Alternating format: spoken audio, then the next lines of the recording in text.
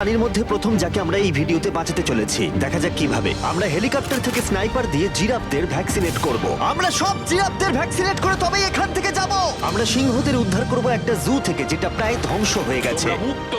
একে অপরের সাথে যুদ্ধ করে মারা যাবার আগেই রাইনোদের আলাদা করব, যেটা এই রাইনোর আয়ু অনেক বছর বাড়িয়ে দেবে। এবং এরকমই আরো অনেক অবিশ্বাস্য রেস্কিউ, যার শুরু হচ্ছে একটা সার্জারি দিয়ে যাই সিংহটার জীবন বাঁচাবে। এ হলো ডক্টর অ্যালেক্স। আমরা এখন কি করতে চলেছি? এই সিংহের টুথ ইনফেকশন আছে যেটা ওর জন্য খুব ক্ষতিকারক, তাই জন্য ওর টুথ ক্যানেল করতে হবে ওর প্রাণ বাঁচানোর জন্য। এই সার্জারিতে দাঁতের ইনফেকশন সারিয়ে ওর জীবন বাঁচানোর চেষ্টা করা হবে।